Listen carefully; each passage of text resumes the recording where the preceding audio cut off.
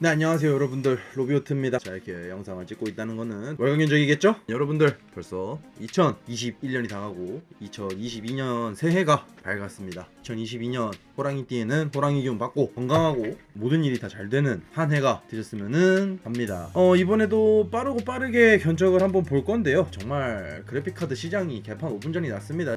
저 완전이란 얘기밖에 안 나오네요. 있는 거 사는 게 정답인 것 같고요. 어지간하면 특가 뜨는 거 쭉쭉 파는 것도 저는 개인적으로 추천해 드리도록 하겠습니다. 저가 총괄 매니저이기 때문에 견적맨들 대표해서 영상을 찍는 거고요. 그리고 이번에도 마찬가지로 견적왕 기준으로 영상을 찍는다는 점 참고를 부탁드리도록 하겠습니다. 처음에 보실 것은 저가 사무용 견적입니다. 거의 크게 달라진 점은 없고요. 10, 100, 10105 뭐 싼 거 아무거나 가도 성능상 차이는 없다라는 점 참고를 부탁을 좀 드리고요. 가격은 30만원대 중후반, 40만원대 초반까지 구성이 된다라는 점만 보시면 될 것 같습니다. 간단한 CAD라든지 이런 부분에 충분히 활용을 할 수 있는 부분이고요. 아니면은 4650G죠? AMD 이쪽으로 가는 방법도 있는데 이거는 가격대가 좀 많이 비싸고 여기서 10만원이 더 올라간다는 단점이 존재하기 때문에 일단은 패스를 했습니다. 지금 사무용에서 AMD를 간다라는 것 자체가 저는 돈 낭비라고 생각을 하고 있기 때문에 좀 제외를 했어요. 다음번 견적은 고급 사무용입니다. 여기서도 인텔을 골랐습니다.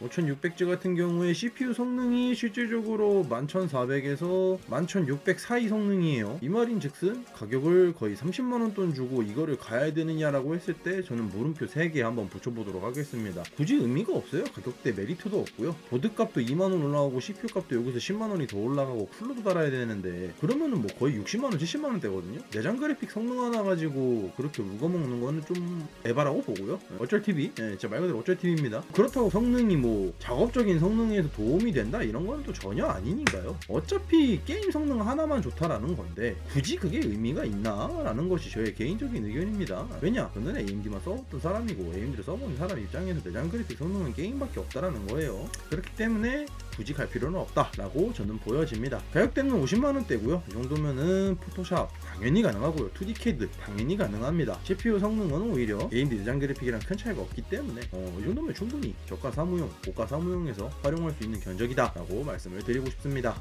다음번 이제 저가 게이밍이에요. 저가 FHD 게이밍인데 뭐 거의 크게 달라진 부분은 없습니다. 1650으로 구성을 했고요. 1050 Ti는 스펙 좀 보내줘야 될 것 같아서 1650으로 구성을 했고요. 정말 뭐 디아, 뭐 로아 이런 거 다 옵션 타협하면 충분히 돌아는 갑니다. 이거 솔직히 배그까지도 돌릴 수는 있어요. 옵션 타협 많이 하면 배그까지도 충분히 돌릴 수 있는 견적이고 지금 현재 100만원 미만에서 게이밍을 구성한다면은 거의 이 정도가 한계입니다. 이것도 거의 100만원인데요. 난 죽었다 깨어나도 100만원 언더로 구성을 해야 된다라고 하면요 답이 없어요. 1050 Ti를 가야 됩니다. 아니면은 CPU 자체를 11400이 아니라 1400을 가야 됩니다. CPU 성능 차이는 좀 발생하는 부분이기 때문에 어지간하면 이렇게 구성을 해주시는 걸 추천해드리고요. 도저히 그래픽을 내릴 수 없다라는 결론이 나오신다면 당연히 CPU를 내리는 게 정답이 되겠지요. 다음번은 이제 FHD 중급 견적이라고 보시면 될 것 같습니다. GTX 1660 Ti, 1660 슈퍼 라인업이 좀 가격대가 많이 풀려져 있는 상태고요. 솔직히 라데온 RX 660으로도 구성을 할 수 있는데 RX 660 자료를 좀 찾아보니까 문제가 좀 많은 애더라고요. 600이랑 6600 XT에서 특히 많이 발생하는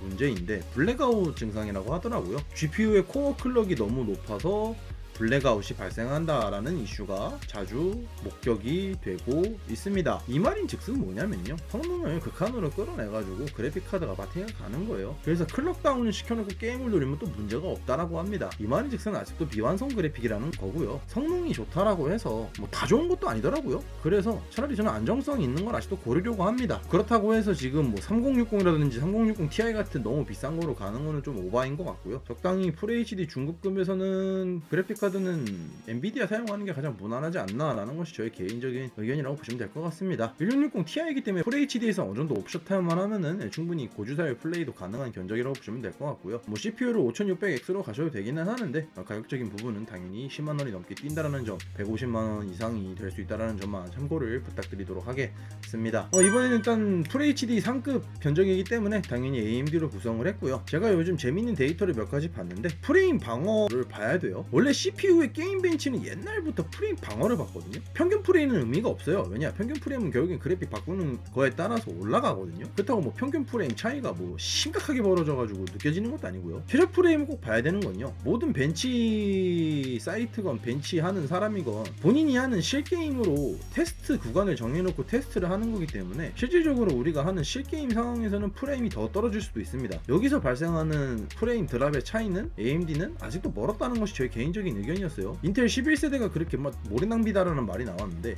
요즘 또 11세대 벤치 보면 또 아니거든요. 바이오스가 안정화가 된 이후로의 또 벤치를 보면은 전혀 아니에요. 이 말인 즉슨 우리가 지금까지 솔직히 좀 5600의 마케팅 효과에 좀 노란하지 않았나라는 생각이 좀 들기는 하지만, 일단 실질적으로 이 정도가 지금 구성할 수 있는 FHD 최상급에서 구성할 수 있는 가장 가성비 라인업이라고 저는 개인적으로 생각을 해서 이렇게 구성을 했고요. 170만원대 언더로 구성하기에는 가장 무난한 견적이다 라고만 좀 말씀을 드리고 싶어요. 보드는 일단 B450에서는 터프 계열 사용해주시는 걸 추천드리고요. 지금 이제 터프 프로가 품절이 됐고 플러스 LL이랑 프로 S 이 정도만 남아있기 때문에 좀 잘 보고 구매를 해주시는 거를 추천을 드리도록 하겠습니다. 다음 번은 QHD 견적이에요. 3060 Ti는 가격이 골로 갔기 때문에 완전 머릿속에서 지워버렸고요. 3070으로 구성을 했습니다. 일단 기본적으로 싸게 구매하실 분들은 5600X를 가시면 되고요. 난 돈 투자하겠다라고 하시면은 11700F나 10700F 혹은 12600K를 가주시는 거를 정말 전적으로 추천드리도록 하겠습니다. 굳이 이제 AMD를 갈 이유가, 하등 이유가 없었다고 저는 판단을 하고 있어요. 5600X 제외하면은 뭐 거의 갈 이유가 없다. 5800X는 게임 성능, 발열, 작업 성능 다 12600K에 밀리고요. 동가격대 구성입니다. 하물며 보드값이 비싸더라도 동가격대 구성이에요.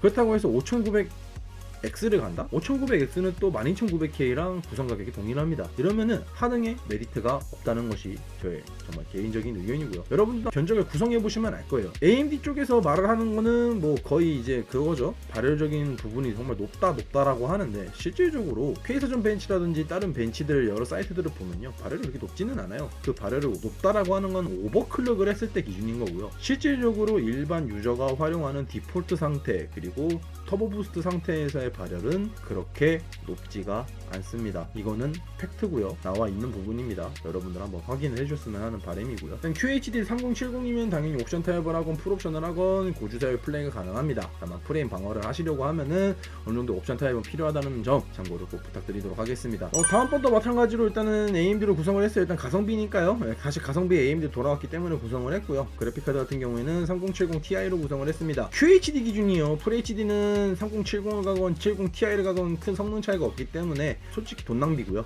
QHD를 가셔야 70이랑 70 Ti의 성능 차이를 느끼실 수 있다 라고만 좀 말씀을 드리고 싶습니다. 가격 차이는 한 30만원 정도 차이가 나기 때문에 250만원까지 생각을 해주셔야 되는 구성이고요. 솔직하게 말씀드려서 70 Ti면은 어지간하면 당연 풀옵션 하셔도 될 겁니다. 다만 최신 게임들 몇몇 게임들 같은 경우에는 그래픽이 너무나도 좋아진 게임들이 몇 개 있어서 옵션 타협을 해주셔야 되는 부분은 꼭 참고를 부탁드리도록 하겠습니다.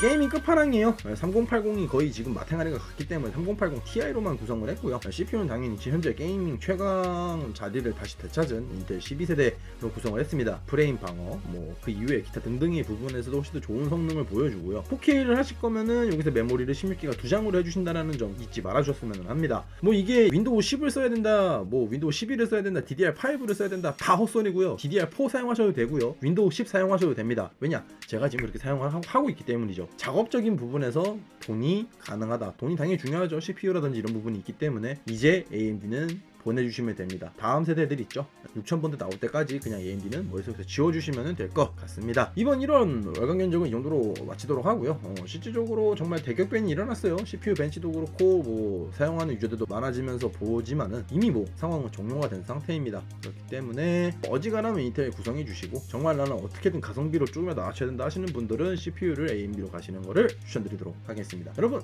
그러면 아디오스.